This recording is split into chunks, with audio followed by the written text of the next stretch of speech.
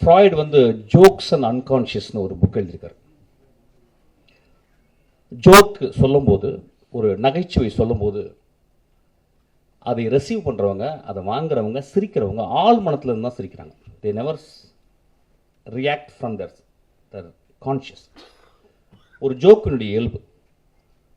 அன்றைக்கி மேடையில் அதுதான் நடந்துச்சு. நான் வந்து அதாவது அமீரிடம் அதுக்கப்புறம் வெற்றிமாறன் மன்னிப்பு கேட்குறேன். நிறைய பேர் அவங்க 2 பேரையும் திட்டினாங்க. அதாவது வந்து முகம் சுளிக்கிற மாதிரி பேசுறதுக்கு அவங்க சிரித்தாங்கன்னு சொல்லிட்டு, அவங்க சிரித்ததை விட மேலே இருந்த எல்லாரும் கீழே அந்த பத்திரிக்கையாலும் விழுந்து விழுந்து சிரித்தாங்க. அது அந்த அந்த வீடியோவில் இருக்குது, அதை நீங்கள் பார்க்கணும். ஒரு ஜோக்காக தான் நான் மீன் பண்ணேன். ஆக்சுவலாக 2-3 வார்த்தைகள் மேலே போயிடுச்சு. அது அப்படி தான் சில நேரங்களில் அது மனதிலேருந்து பேசும்போது அப்படி ஆயிடுச்சு. அதுக்காக நான் வந்து மன்னிப்பு கேட்டுக்கிறேன். ஆனால் joke is meant to be a joke. அது வந்து யாரையும் அந்த அந்த இடத்துல வந்து ஒரு பர்டிகுலரான ஒரு பர்சனை நான் விமர்சிக்கவே இல்லை, ஒரு பர்டிகுலரான ஒரு மனிதனை தாக்கணும்னு எண்ணமே என்றதே இல்லை. என்னுடைய ரொம்ப நேசத்துக்கு சொந்தமான என் விஷால் நானும் சண்டை போடும்போது, என்னை மோசமாக பேசும்போதும், என்னை பற்றி அடுத்தவங்களை தப்பாக பேசும்போதும், நான் ரொம்ப வெகுண்டு மேடையில் பேசும்போது ஒரு வார்த்தை கூட அவனை நான் வந்து மோசமான வசை வார்த்தைகளால் பேசலை. நான் சொன்ன ஒரே வார்த்தை பொறுக்கின்னு சொன்ன வார்த்தை தான். எனக்கு அந்த வார்த்தையை சொல்லி அளந்து தான் சொன்னேன். நண்பர்களே,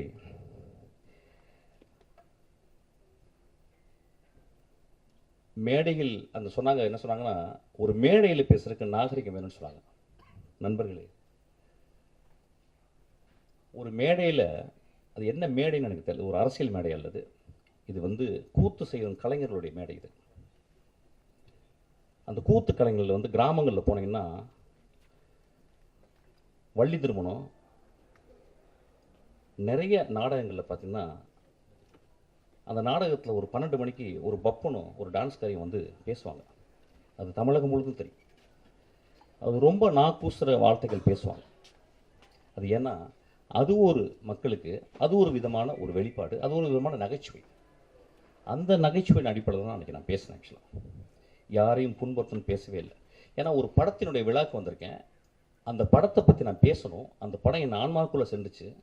அந்த படம் பெருசாக ஓடிச்சுன்னா கூட எனக்கு தெரியல. அந்த படத்தினுடைய நடிகர்கள், அந்த படத்தினுடைய இயக்குனர், அந்த படத்தை தயாரித்தவர்கள் வந்து அவ்வளோ அழகான விஷயம் பண்ணியிருக்காங்க. அதை பேசணும்னு நினச்சேன். அதை பேசுறதுக்கு வந்து இந்த படம் நல்லா இருக்கு, இந்த படம் இப்படி இருந்தால் நல்லா இருக்கும்னு நான் பேசல. என் மனதில் ஆழத்திலிருந்து தான் பேசினேன். அது பேசுனது உங்களுக்கு வந்து பாதிச்சிருக்கு. நான் கேட்குறேன், திருக்குறளில் காமத்துப்பால் இல்லையா, பெருமாள் முருகன் எழுதின சங்கத்தில் எத்தனை தடவை அல்குல் என்ற வார்த்தையில் உபயோகித்திருக்காங்கன்னு சொல்லி அவருடைய கட்டுரையில் இருக்கு. இப்படி நான் சொல்லிக்கிட்டே போகலாம். ரொம்ப நாளைக்கு முந்தி ஒரு படம் வந்துச்சு. அந்த படத்தின் பேர் இருட்டறைக்குள் முரட்டு குத்துக்கள்.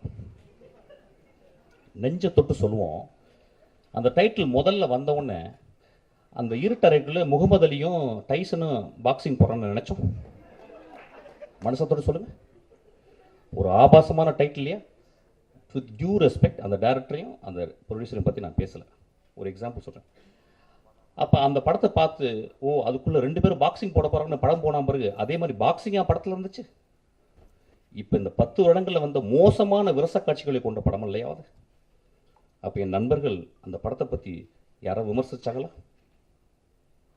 என் தம்பி விஜய் சேதுபதி, என் தம்பி தியாகராஜன் குமார் ராஜா ஒரு படம் எடுக்கிறான். அந்த படத்தினுடைய முதல் ட்ரைலரில் தம்பி பேசிகிட்டே வந்து கடைசி வார்த்தை, அது வேணாம், இது இல்லை, அது இல்லை, அதுன்னு சொல்லி கடைசியில் ஒரு வார்த்தை சொன்னான் பார்த்தீங்களா? அந்த வார்த்தை கெட்ட வார்த்தை இல்லையா? அன்றைக்கி நண்பர்கள் சும்மா இருந்தீங்களா? எல்லாரும் பார்க்குறாங்கல்ல. 3 நாட்கள் என்ன கிட்டத்தட்ட 300-500 பேர் எனக்கு ஃபோன் பண்ணாங்க. நண்பர்களே, பெண்கள் ஃபோன் பண்ணாங்க நிறைய பேர். பத்திரமா இருங்க அப்படின்னாங்க.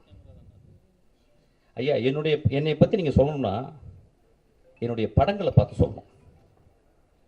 என்னை பற்றி சொல்லணும்னா வெற்றிமாறன் இன்னைக்கு அழைச்சிருக்கான்ல, அவன்கிட்ட கேளுங்க. என்னை பற்றி உங்களுக்கு தெரியும்னா என் தந்தை போல் ஒருத்தர் உட்கார்ந்துருக்கார் பாருங்க, அவர்கிட்ட கேளுங்க. நீங்கள் நேராக வந்து என்கிட்ட ஃபோன் பண்ணி திட்டலாம், பேசலாம். எவ்வளவு 3 நாட்கள் எல்லா தொலைக்காட்சியில் நான் தான் இருந்தேன். உதிரிப்பூக்களில் ஒரு சீன் வரும், கடைசி சீனு.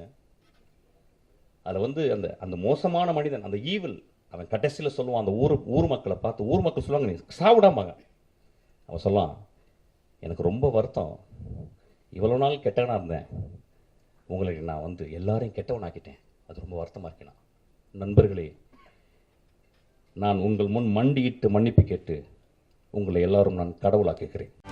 செய்திகளை உடனுக்குடனும் துல்லியமாகவும் தெரிந்து கொள்ள சப்ஸ்கிரைப் பண்ணுங்க.